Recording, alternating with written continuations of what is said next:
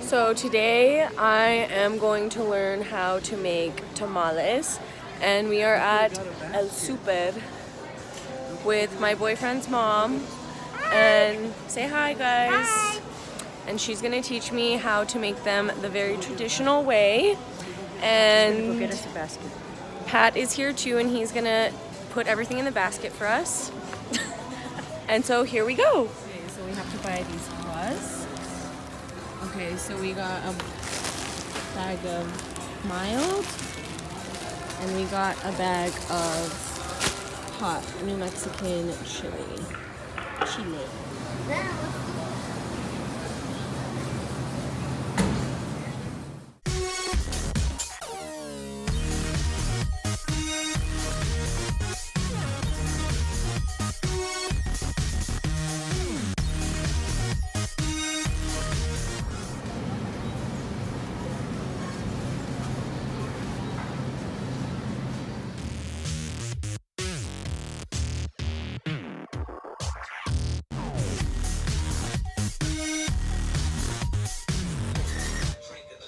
Hey guys, so I'm back at home from the store.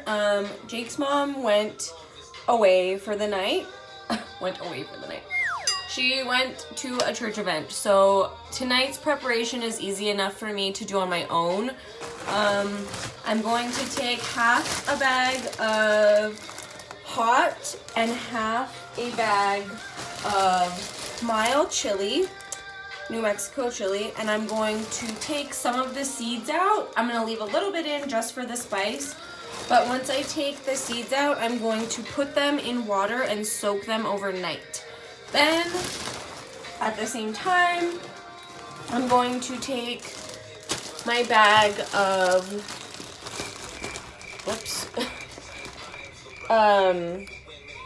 husks. I couldn't think of the name. Going to take my bag of husks, and I'm also going to soak these overnight. I don't know how many are in here. There's not a count.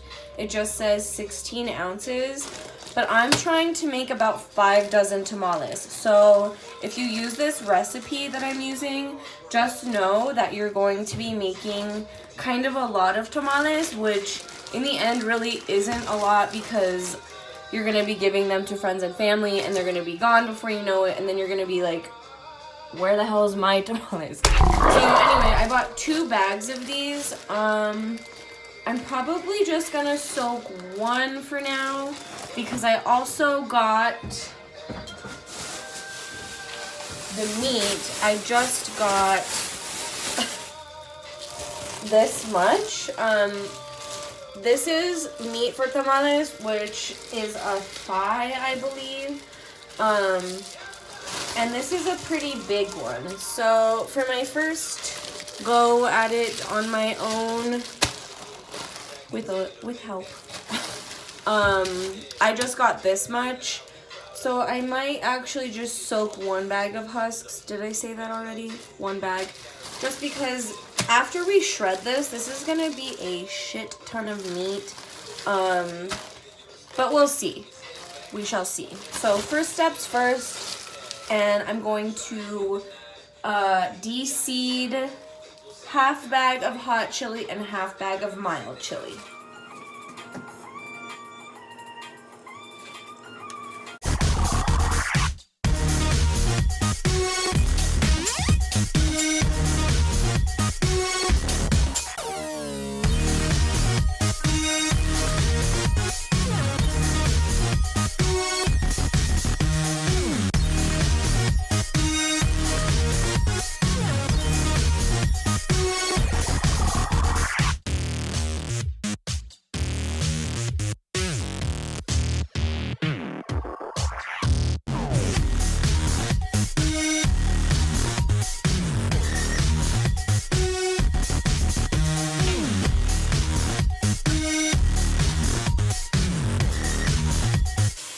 Okay, now that I have de-seeded,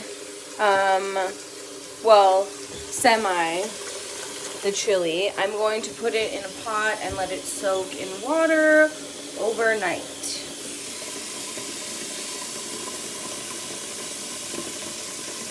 Okay, so I'm also covering these with water overnight. And over here is my red chili. You can't really see it.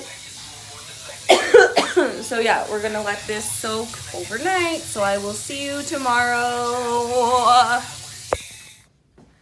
Just kidding. So tonight we actually are going to take the chili that we soaked. So you can see that the water is actually a little bit darker than normal water. We're going to take this and we're going to put it on high. And we're gonna boil this for about 20 minutes. And then we'll come back and then we'll make the chili.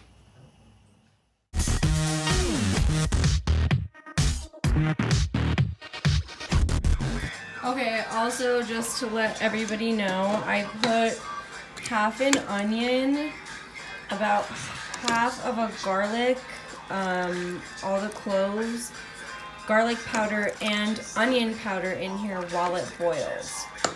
So, adds to the flavor. I love garlic and onion, so let it boil.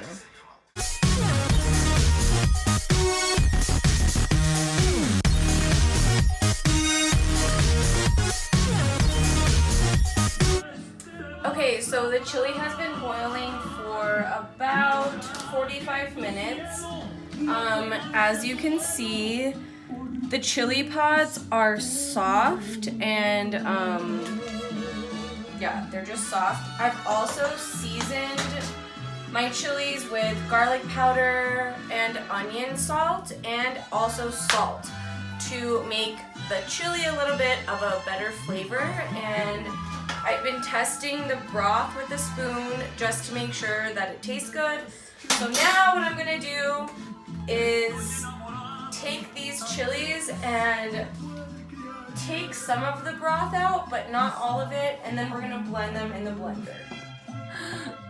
Okay, so now that everything is boiled on the stove, I'm going to put all of these boiled chilies into the blender, and we're going to blend them all together. I put some broth into this bowl. There's some in here as well, but this is just gonna be for later in case we need extra broth to add to the chili.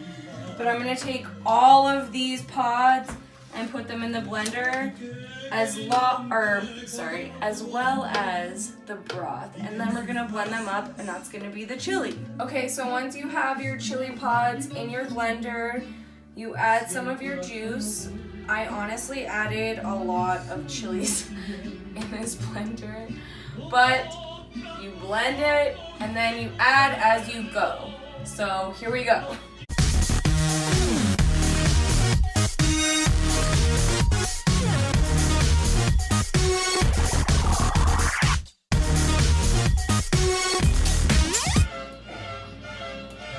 So once you blend it a little bit, you're gonna try it, and literally you make your chili to how you like it. So I can't really tell you to add more or add less because at this point, you make your chili how you want it.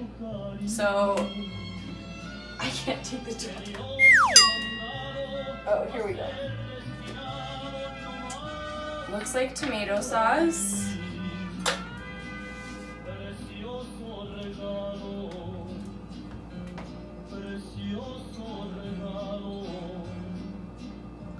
It's really hot. It definitely needs to be waterier.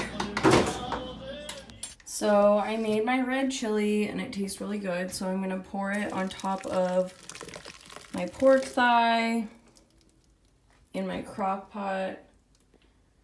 And I'm going to put it on low overnight so that the chili cooks into my pork thigh. And then tomorrow we can shred it and start to make the tamales. So at this point in the video, I forgot to add that before you pour the chili onto your meat, you have to strain it through like a mesh strainer because the pods leave skin in the chili once you put it in the blender. So make sure that you strain it or else you're gonna have like those little like paper like the skin from the chili. If you've had chili before, you know what I mean. But make sure to strain it before you pour it on your pork. Or just in general, if you make chili, strain it. Okay, so we've let the pork simmer in the crock pot on low all night. I came in here this morning and just turned it to keep it warm. But you can literally just take a fork and mix the meat around and it just shreds on its own. So there's our meat for the tamales. Yum, and it tastes so good. Me and Jake made these little sandwiches with buns and filled them with the meat. So I'm making the masa for the tamales, and I used half a bag of this masa, and then I used 1 cup of lard, and then you use 1 cup of chicken broth, which I've already used most of it, but you put it in the bowl and you gradually mix it all together. I'm using my hands just to make it like a dough, but this is going to be your masa for the tamales. Okay, next step is we have our little assembly line and we're going to put them all together. So this is how you do it. Okay, so you're going to take the masa and spread it on your husk. It's actually easier to just use your hands. We found out people do it different ways. We did it with our hands. You're going to put a little bit of meat, and when you roll it, you have to make sure that both sides of the masa touch and enclose the meat, and then flip it and tie it with your little ripped husks. So you just tie it like this, and just make, say, 10 of them first, so that when you do start making them, that when you set them, then you'll set them in like this. So we're gonna get to work and make a few dozen, and here we go.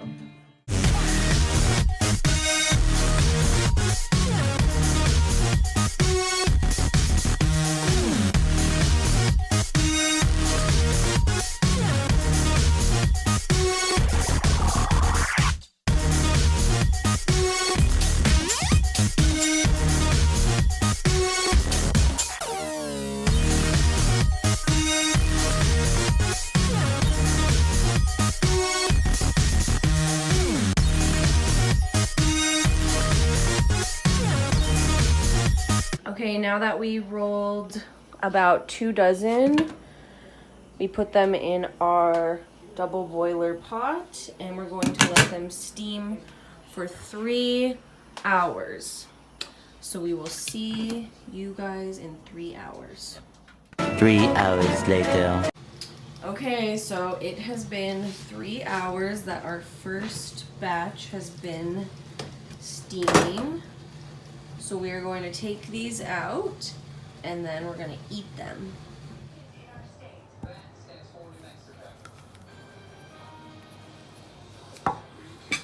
Ready?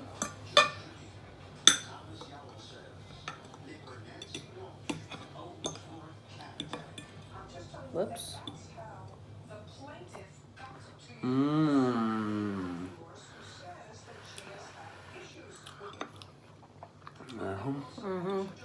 Hot.